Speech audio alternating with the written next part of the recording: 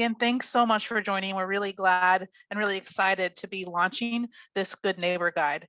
We've been doing a series of LampLight lunches throughout the past couple of years that really intersect with different topics. And we typically invite other folks to join us from different organizations, but today we're focusing on this Good Neighbor Guide. And again, I'm going to share my screen in a moment, but if you want to follow along, we do have it on our website. I'll post that one more time in the chat. You can see the Good Neighbor Guide there if you would like to follow along on your own. So what I'm going to do is I'm going to go through this Good Neighbor Guide, show you all the pages, and then at the end, we'll open it up for any questions. If you have questions about the guide itself, any information that's in it, or about questions how to use it in your own communities, that would be a really great time to do that. So if you have questions as I'm going along, please just jot them down. I probably won't be paying too much attention to the chat while I'm chatting. So please write those down and then we'll get to those at the end. So I'm going to go ahead and share my screen now so you can check out our Good Neighbor Guide. Oh, that's not right. Okay, one more time. There we go, that's right. All right, so this is our Good Neighbor Guide, and you can see it says, be a better neighbor to people experiencing homelessness. And we made this because a lot of the community partners that we work with, for me, the congregations, a lot of folks that we interact with on a regular basis have questions, right, about how to be a better neighbor to people who are experiencing homelessness. So we decided to put this together. My name is Brittany. I go by Smash. I use she, her pronouns, and I am on the strategic partnerships team. I work a lot with our congregations. So our team thought this would be a really good way to work through some of our partnerships and really enable our partners to be better neighbors. So let's take a look. This is just the contents. You can see we have about 13 pages that we'll be going through. And then the intro just talks a little bit about who we are and why we created this guide, right? So I'm assuming since you're here, you know a little bit about the Night Ministry, but we are an organization that provides human connection, housing, and healthcare to folks throughout Chicago who experience homelessness and poverty. All of our housing is for youth and young adults, and we provide healthcare through our bus. It's all actually an RV, but a bus that goes to different neighborhoods throughout Chicago and through our street medicine team. So we see a lot of folks who are experiencing homelessness in different ways throughout Chicago. And our clients over the past 45 years or so have shared with us in many ways how they often feel invisible and or ostracized in their own neighborhoods, right, where they are living. They often feel invisible, or there are ways that their neighbors, other people in those neighborhoods, are doing harm. So we really wanted to create this guide, number one, to stop perpetuating myths about homelessness and to prepare each other, to prepare our communities to interact with and form relationship with our neighbors who experience homelessness in much more positive ways. And we really want this to focus on respect, on kindness, and on solidarity. So if you have any questions about this, obviously we'll talk about those today, but also feel free to reach out to us at any point. We will hopefully be updating this as like new data comes out and any other things that we might need to add. So please feel free to contact us if you have questions or if you want to collaborate even on ways to use this in our communities. So first, we're just starting with some data, and this is data that is from the year 2019. Again, we will update this when we have new data. Our data typically has about a 2-year lag, so we are expecting new data soon from the year 2020, which will be very interesting to look at due to the pandemic. But you can see here that close to 60,000 people experienced homelessness in Chicago in 2019. In that year, close to 13,000 minors experienced homelessness. We also want to point out that homelessness disproportionately impacts Black folks and other people of color. That's one reason that we as the Night Ministry are really wanting to focus on race equity and anti-racism, because we know that systemic racism is a cause of homelessness. So we really think it's important to focus on that and point that out. And we also want folks to know that the majority of people who experience homelessness are in a situation we call doubled up.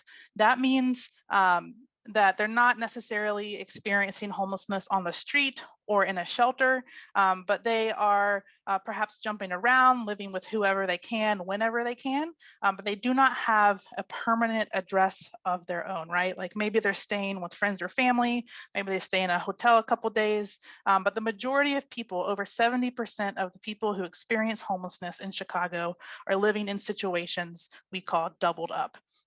We also have a statistic on there about young folks. You can see there that 25% of young people experiencing homelessness in Cook County identify as LGBTQ+. That's important to us as we work really hard to provide affirming services for our young folks. And then you also can see where we get this data. And when you get the PDF of this, if you're following along on your own PDF, you see you can click on those and look at more data, right? There's tons of data. And it's not the full story of homelessness, but it is really helpful to give us an idea of what homelessness looks like in our community. So moving on, this page looks at myth and at fact. And we really want to dispel myth. And this is typically some of the myths we hear, we see, people ask questions about. I'm not going to read through all of them, but a couple of them I really want to address are things like people choose to become homeless, right? And this myth is very dangerous because being homeless is stressful, it's humiliating, it's exhausting. And we know that people do not choose to become homeless. There's like a confluence of lots of different circumstances that cause folks to become homeless. And we'll look at those in a little bit. But people only experience homelessness because there are not accessible, safe, adequate places for them to stay. We also want to dispel the myth that it's like someone's fault that they're homeless, right? Again, we're going to look at some of the causes of homelessness, but again, you see it's a complex compilation of circumstances, and we really want to help folks understand those. We want to provide a framework so that when we are interacting with our houseless neighbors, this sort of understanding, I think, allows us to be more empathic and more compassionate. So you see there's a few other myths there that you can read through. And here is some of the info on the causes of homelessness. As you can see, it's split up into relational factors, systems failures, and structural factors. And again, we like to emphasize that it's usually never one of these things, right, that causes a person to experience homelessness. Because a lot of us, we may have some of these relational factors ourselves. We may experience some of these structural factors or these system failures, but we then don't experience homelessness. That there's typically multiple of these factors that contribute to someone experiencing homelessness. And people experience these in very different ways. But we do like to point out that there are a lot of structural and systems causes, and that even though we are a direct service agency, right, that we are really focused on providing the care people need to survive and to thrive, that we still need to address these systems causes, right, that cause our clients to become homeless in the first place. So it's important to identify those, and then we work on those through advocacy and through a lot of our partnerships throughout the city. And I'm going to scroll up just so you see here that there also are some additional causes. Sorry, the buzzer. There are some additional causes of youth and young adult homelessness that we don't see as much in adults. And some of those are family conflict, queerphobia, and pregnancy. And then a lot of young folks who experience homelessness also experience some of these other causes as well, particularly foster care or release from the criminal justice system. So that's just some basic foundational information. And the framework that we are presenting with this guide, we really wanted to focus on dignity. We find this to be kind of the central importance in the work that we do at the night ministry, and we think that it's really the best way to engage our neighbors who are experiencing homelessness. We really think it's important to respect someone's full humanness, and when we do that well, we'll be able to address, number one, a lot of the causes of homelessness, and then support each other in relationship. So you see the first thing here is to lead with empathy and compassion. I talked about that a little bit already, but empathy, it asks that we attempt to understand someone else's reality without making assumptions, right? We all make assumptions all the time, that's normal, but we are trying to understand someone without that kind of being a cloud or a barrier.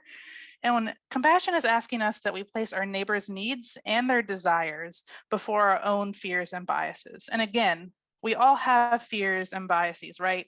That's normal, but we're asking folks to understand those and then to work through those as we engage with folks. We also think it's really important to prioritize autonomy. This is something we get questions about a lot. And we believe that people who experience homelessness should be able to make choices that impact their lives, right? Just like we get to make choices every day about what we're eating, where we're going, what we're wearing, what we're doing. We think that everyone should be able to make those choices, whether they are experiencing homelessness or not. And oftentimes we see, sometimes, maybe not oftentimes, sometimes we see that people might assume that houseless folks should accept any help or services that they or we provide, right? But that does not honor or respect autonomy and choice. So we really think, and we want to emphasize this again, that it is valid if people who are experiencing homelessness reject any help that we offer. That is their choice, and there is a multitude of reasons, right? Why they might reject that, while they might not need what we are offering. So you see there that this applies to food, clothing, shelter, utilization of resources, interactions with others, right?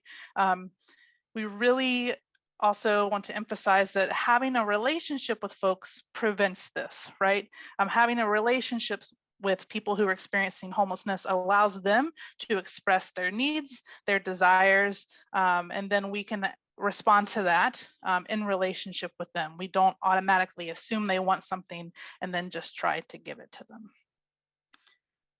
And then finally, we want to practice inclusivity. And by this, we mean including people who experience homelessness as full neighbors, right? Most of us have people who are experiencing homelessness in our own neighborhoods. And we think that they should be included as full neighbors. So if there are neighborhood events, we want them to be invited. If there are questions about what should be going on in the neighborhood, we want their opinions, and also want their opinions about how we can make our spaces more welcoming to people who might experience homelessness. Too often, choices are made on behalf of people who are experiencing homelessness, right? And a lot of times they're not made out of respect or neighborliness. So we really want to include folks as much as we can in the decisions that impact their lives. And that's on an individual and on a community basis. And you see, we have a couple of quotes from our clients. Stephen said, "People would rather walk in the street than walk past us. They treat us like the scum of the earth. Just because someone is down doesn't mean they're out. We've got to come together and look out for one another." And Eddie said, "I wish people would treat us nicer. People say they're just drunks, but we're regular people. Now that I'm housed, I'm always inviting people over. When I get lunch, I get two so I can feed someone else." And I got these quotes. I was able to go out with our street medicine team for a few days and connect with some of our clients and tell them about this guide and ask them what they would want folks to know. And one thing that always strikes me when I get to hang out with some of our frontline staff and our clients is our clients really do a good job of being neighbors to one another, right? A lot of the encampments that we visit, People are so supportive. Both Eddie and Steven were like hanging out with other people in their encampments, being supportive, offering whatever help they can.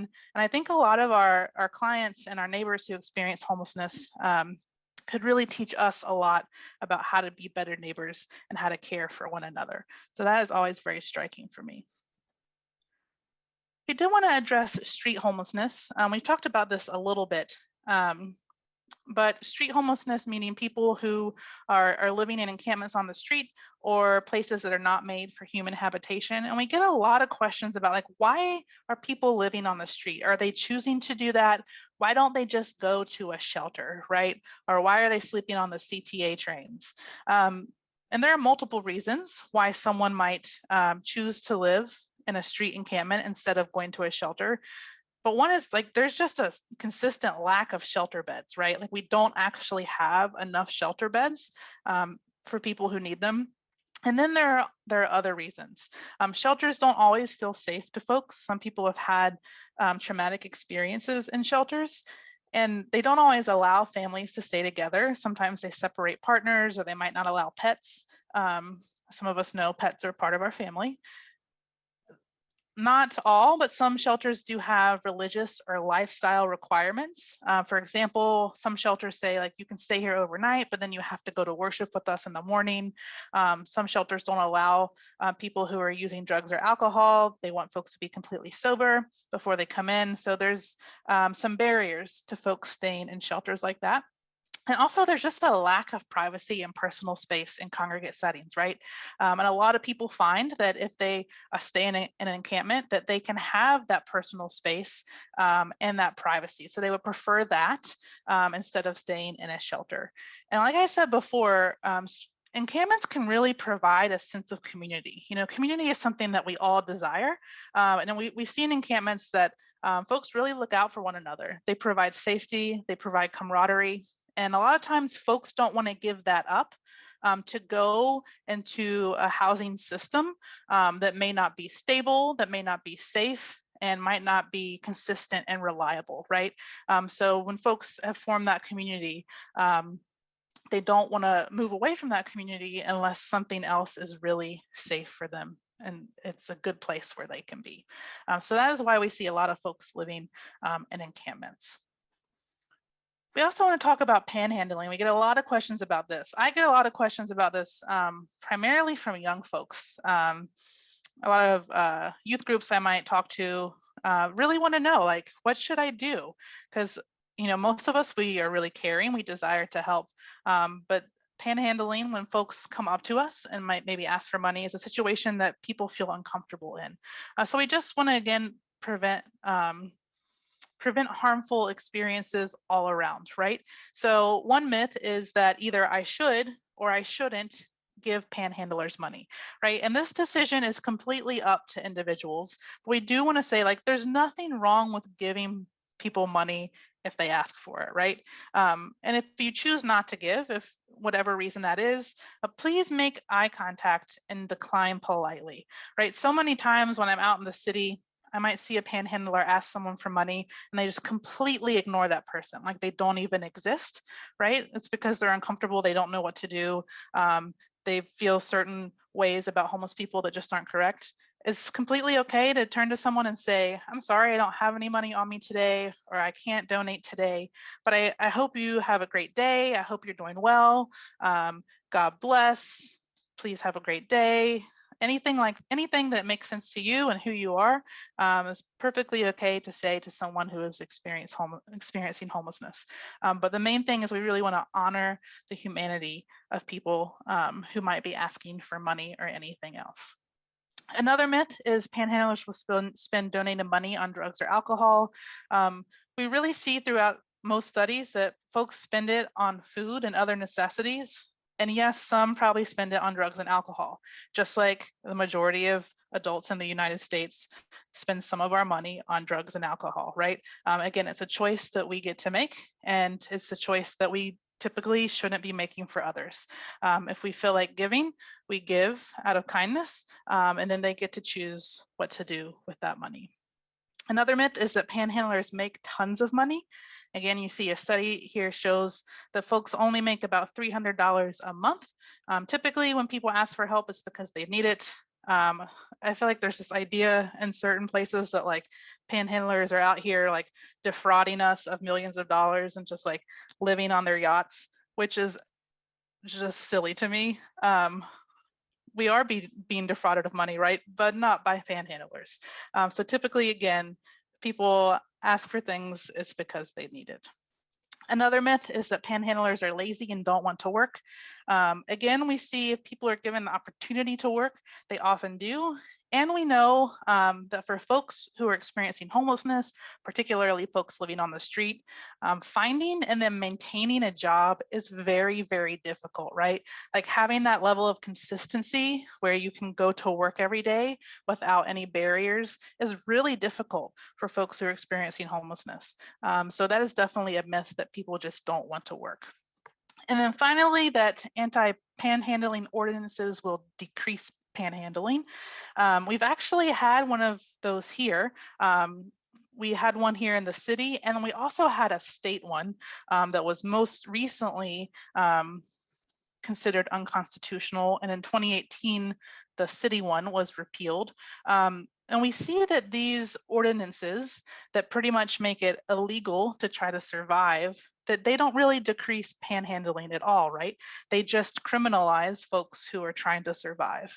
And we know that the best way to address panhandling is to address folks' survival needs and work to end homelessness and the causes of homelessness in the first place. We see a lot of ways that our communities criminalize homelessness, right? Whether it's an anti-panhandling ordinance, making it illegal to sleep outside, removing park benches, things like that. Communities do because they don't want to deal with homelessness, and they really just make things harder, and they criminalize the folks who are experiencing homelessness, right? So the best way we can address these things that maybe make us uncomfortable in our communities is actually addressing people's very real needs. We see that statistically, and we also see it relationally throughout our communities. All right. So we're going to look at harm reduction. Harm reduction is something that's really important to us in the services that we provide at the night ministry.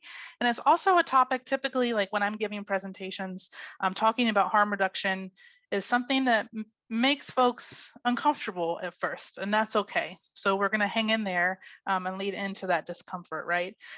So harm reduction is a set of practical strategies that will reduce negative consequences associated with drug use. It's also a movement for social justice, but we're going to focus a little bit more on the practical strategies because that's what we do a lot at the night ministry. And you can see there that we typically provide harm reduction supplies with our health outreach. This might include things like clean syringes. We call those rigs. It includes Narcan, which is an injectable medication, which blocks the effects of opioids. It essentially like undoes an overdose, right? And it literally saves like thousands and thousands of lives across the United States. So we really see that when folks have Narcan, lives are saved. And you can see there's some harm reduction principles here. And I really would encourage you to check out the National Harm Reduction Coalition. They do incredible work. But I think it's really important. Some of the questions we get with harm reduction is like, why would you give somebody equipment to do drugs, right? People, we have been influenced by the war on drugs in the United States. We see it as inherently bad. But the point of harm reduction is to save lives, right? One of my previous colleagues said it really bluntly that you can't help someone get treatment or address any sort of addiction if they're dead, right? So like that is a really blunt way of saying that we think it's important to help keep people alive, to form relationships with them. And you can see through the principles here that we are, again, really respecting choice, respecting dignity, and respecting folks' inherent worth. Again, if you have more questions about harm reduction, please check out the National Harm Reduction Coalition. And we actually we did a previous education session on harm reduction with some of our staff, some of our outreach staff, and I believe that's on our YouTube page. So you can check that out there as well, because we know folks have a lot of questions about it, but it's really important to us, and we hope to our neighbors as well. I also want to just talk a little bit about homelessness and health, because that's really important to us as we provide healthcare. And when it comes down to it, we like to say housing is healthcare, right? We see that inaccessible, unaffordable healthcare can lead folks to experience homelessness. And then once somebody is experiencing homelessness, typically their health deteriorates. So it's just a really horrific cycle, right? So we know that by getting people housed in supportive housing, not only is that going to help with a multitude of other things, it is going to increase their health. They are going to have more access to healthcare. And you can see there just one statistic, that people who experience homelessness have higher rates of illness and die on average 12 years sooner than the general population. So there's some just more information here, but again, housing is healthcare. And we know that housing decreases the risk associated with further disease and or violence. So we want to stop that cycle by making sure folks have both affordable, accessible healthcare and housing. So we have a little what to do section here. And I just want to mention, like, you've obviously can tell by now that this isn't a good neighbor guide that's like, here are 12 steps to do in any situation ever when you encounter a person experiencing homelessness, right? The world doesn't work that way, but we do want to give you just some tips that maybe you can use in your communities. The first thing is that being a good neighbor requires relational proximity, right? That is one thing that you saw in the very beginning that's really important to us at the Night Ministry, is that human connection part. We are able to provide services for folks because we create relationships with folks, and they can express their needs and their desires, and then we can respond as necessary. That's really, really important. Not just with people who are experiencing homelessness, right? That's just being a good neighbor in general, is we have to have relationship. And this longer one here, it's kind of a response of, again, if you were asked for money or help of some sort, again, there are several ways to respond, but please just be kind and honor their humanness. And then it also talks about calling 311. So the city of Chicago does have homelessness services. And by calling 311, you can get connected to DFSS, and they provide different responses to encampments. Sometimes that response takes a very long time. So, you know, sometimes our clients will call that, and we'll work with them through that in different ways. It's not always the best way to respond. However, you know, if you are asked for something that you can't necessarily provide, you can ask your neighbor if they would like for you to call 311. That is an option. Again, it's not always, honestly, a helpful option. You can see here for a medical emergency to call 911. We do want to be really clear that calling 911 typically involves a police response, right? And you can ask for police not to come if it's a medical emergency, if it's a mental health emergency. That doesn't mean that they won't come. But we ask folks to stay present if you can, right? In case any situation begins to escalate. And we ask that folks do not call the police on individuals experiencing homelessness, right? Unless there is imminent danger of physical harm. And that is because a lot of folks who experience homelessness have had really traumatic experiences with the police. Perhaps they're having a mental health emergency, or again, they've been criminalized for experiencing homelessness. So a lot of folks who are experiencing homelessness would really prefer that you did not call the police, again, unless there's someone in imminent danger of physical harm. A good way to find out what's going on in your neighborhood is to contact your alderperson.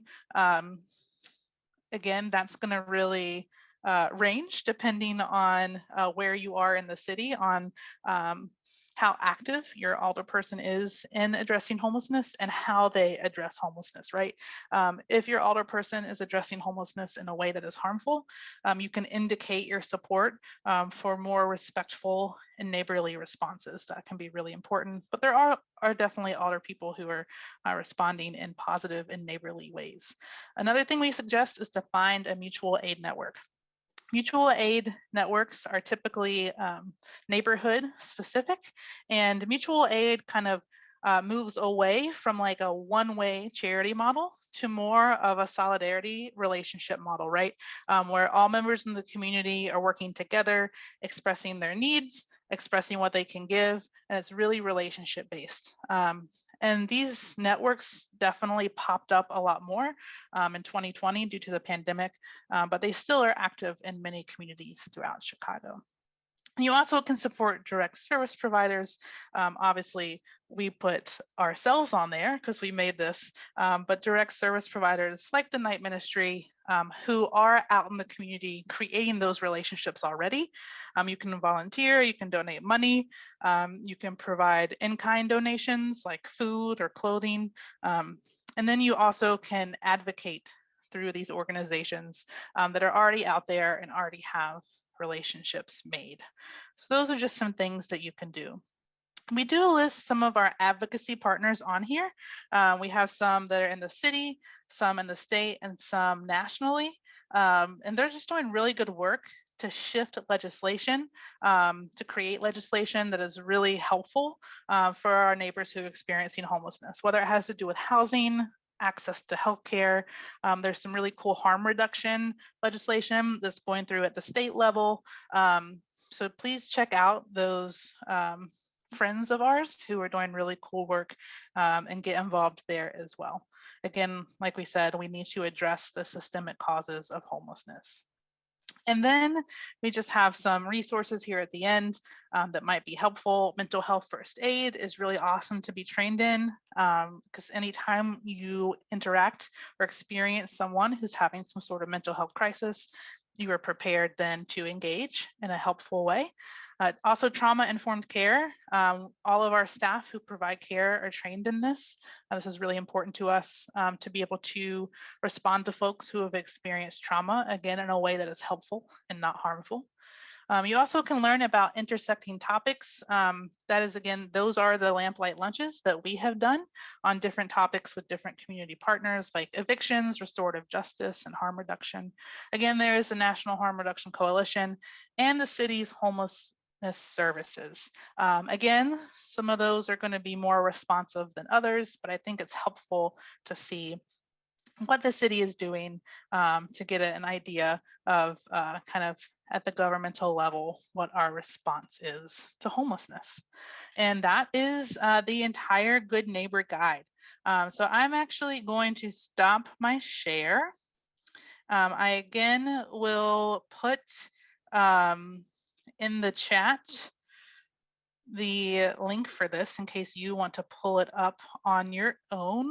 Give me 1 second, getting all the things. And I see that some of you have already put some questions in there, but there is the link to our Good Neighbor Guide. Feel free to use it, to print it out, to share it with other folks. We really want this to be a guide that you can use and that your communities and neighborhoods can use in whatever way is helpful. And I'm just going to open up for questions. I see, Stuart, that you had a question here that what is the difference between structural and systemic factors? That's a great question. The way that I set up the slide, systemic is more so, you can see most of the things were like release from. Structural, I feel like it was kind of like bigger problems that need to be tackled in different ways. And systemic was more so about systems that people enter into, right? So whether it's like the jail system, the immigration system, anything like that. So things people enter into, and structural is more like housing, right? Is a huge structural issue, but that's a great question. So who else has a question? It can be about anything about the guide, any information you got, or about your own communities. Hi, this is Maggie.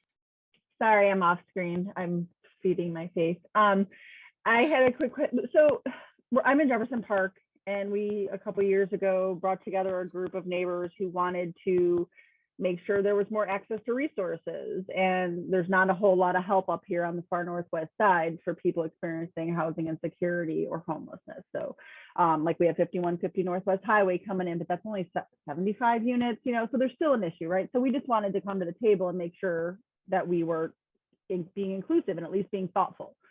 One of the things that has been a big challenge are most of us are professionals or parents, or the bandwidth is real low.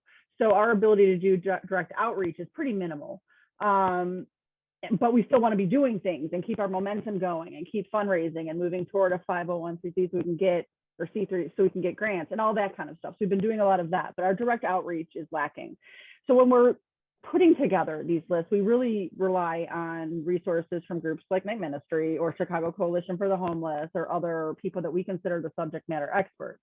And we're getting a little bit of flack for having a store of stuff like coats and all this stuff for access, but we aren't asking directly the people in our neighborhood experiencing homelessness simply because we don't have the opportunity to have those conversations.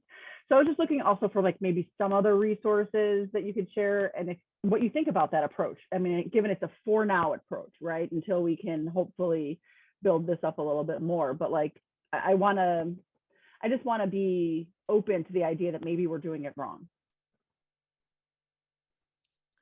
Thanks, Maggie. That's a great question. I know we've done some partnership on some things that you all are doing, and yeah.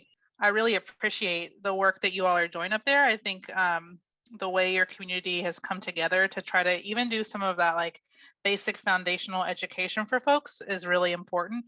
And I acknowledge and honor the fact that the work is slow and difficult and not necessarily easy to figure out, right? I think I would suggest just continuing to see like what other partnerships you can make with folks who are doing work in your neighborhood. And I know it's not many, right? Like that's one of the problems is that there aren't a lot of service providers providing that in your community, but even like partnering communities, partnering neighborhoods that are around where you are to like continue to figure out how to build those relationships, right? I think that's really important. And even if it's like, I know you all have like kind of tried to partner with the CTA and that's been difficult on like a warming station. So all that to say, like, I know you all are putting in really good work, and I know that it can be challenging and sometimes it can feel like you're not really making any progress, but I just want to say I think you all are, and that the work you're doing to try to like make those relationships and make those partnerships is really helpful and important. Thank you. Yeah, that helps. I mean, we're learning as we go, but like we're just very concerned about causing harm. And so I think that's where a lot of our questions and our hesitancy, and then there's all the other community factors that come into play when you're bringing groups from different community groups and different neighborhood organizations together. So, it's a struggle, but we want to keep pushing forward. But I appreciate the opportunity to do like a check-in with you and just kind of throw that out there. So thank you. Yeah, for sure. And honestly, the fact that you're really worried about doing harm and very conscious of that, I think is a really great place to start, because you are going to be aware of like relational factors and how you're impacting your community. So I think like having that as a foundation is really the most important place to start. Awesome. Thank you. Thank you. Anyone else have questions? Yeah, I hope this will turn into a question, but it's going to start. This made me realize just the other day, I live up in Evanston, and I started seeing these signs up that were strongly discouraging people from giving money out on the streets. And I hadn't noticed those before. And, I know it's an individual choice, but it does seem to be very, and it's couched in a term of like, instead of giving that money to someone who asked for it, give to an organization, right? And so I guess my question is, well, yeah, I mean, do you have any tips for like going directly to city management? I know it's not where the night ministry is, but in terms of just like the best ways to kind of express your opposition or displeasure with a city policy that you feel is directly harmful. Were those the posters like from city government? Yes, they are. And they're being Wow. posted like in businesses. Yeah, I think I mean, hopefully there are folks at organizations like ours that could do that sort of advocacy. Obviously, we're not in Evanston as an organization, so that wouldn't be something we do. But I would assume that there are other organizations in Evanston that could have folks that say like, actually, we are one of those organizations, and yes, please give us money. However, it's also okay to give people money directly, right? Like I assume that there are some organizations in Evanston that could and would do that work, because I think it's going to be a lot more impactful coming from those organizations, right? I think that's true. I know for us throughout the city when, there's some more weight behind it because we are one of those organizations. And I think you also could talk, like if it's posted in a business, talk to that business and say, why is it that you're posting this? Like, why do you think this? And I always find that's helpful to have even like statistics on hand, because folks really like statistics because they don't really want to just believe what you say. But there's another study I saw that said like the typical people who give money to panhandlers are local low income folks, right? It's like folks who understand that other folks need help. So it's just like I think it really again starts to like undo this idea that like maybe tourists are coming in or people are just like giving out money and people are wasting it on drugs. No, it's like as people who are struggling, helping other people who are struggling in our communities. And that demonstrates the ways that we have fallen short as a neighborhood or as a community. So I think that could start a really interesting conversation.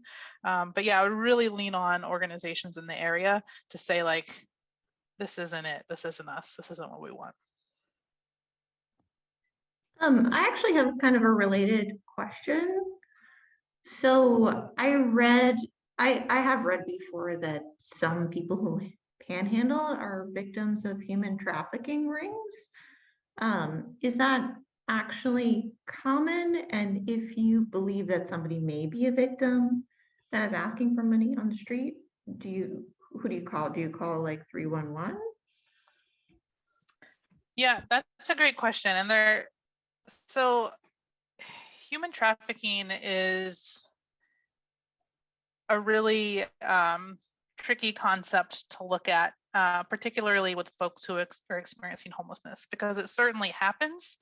However, the emphasis of like looking at human trafficking, particularly in like a moralistic way of like saying like all sex work is really bad and we think that we want to stop all sex work,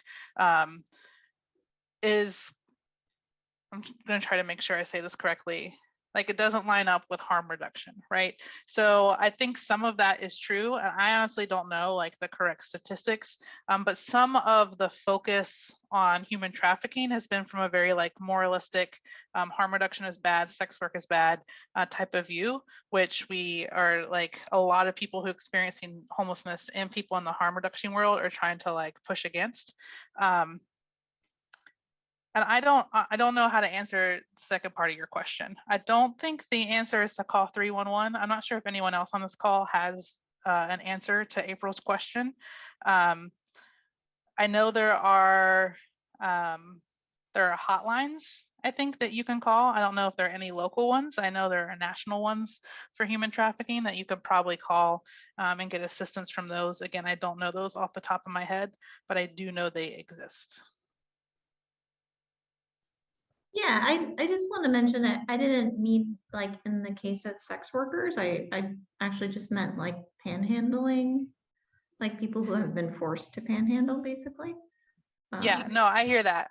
I definitely know you weren't meaning that. I think the conversation about the human trafficking is difficult because it's very like mired in that world. Does that make sense? Like, I think it's important to talk about, but I think it's been very one-sided in the past. And I think nuance is important. That's just what I wanted to mention. But you're not wrong. Thank And you. like, I think it probably does happen, but I don't know the extent. Well, thank you so much. Other questions?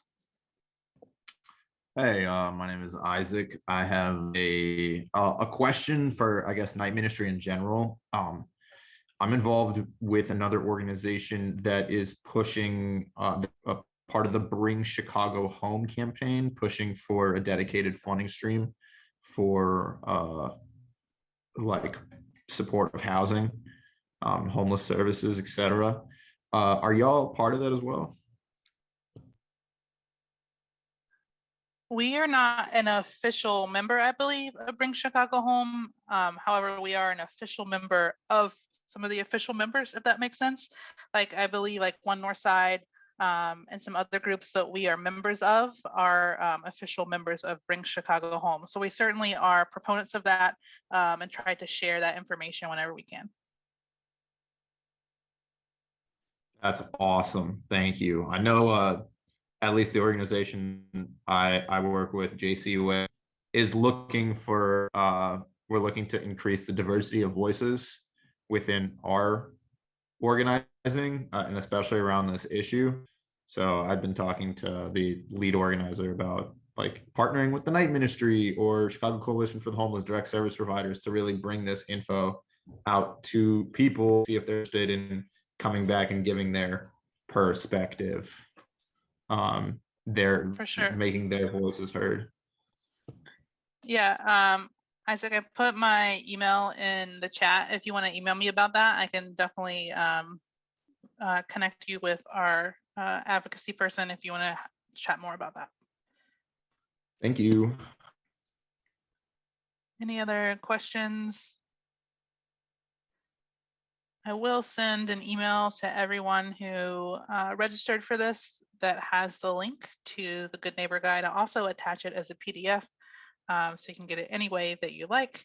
And I think this is something that we hope to continue again to update and to do any sort of partnering with folks throughout the community who want to utilize this, whether it's by doing a presentation or doing some sort of workshop, or even working through with organizations, communities, neighborhoods, congregations on how to utilize this and put some of these things into practice. So definitely don't hesitate to reach out if you want to chat more about the guide or how to use it in your community. And if there are no more questions, then that's it. Thanks everyone again for joining. We really appreciate it. Really appreciate your dedication to our work at the night ministry and supporting our clients and everyone who experiences homelessness in our neighborhoods. So thank you. Be well. Get some rest. Take care of yourself. Be good to each other. All those other things that people say. Thanks so much.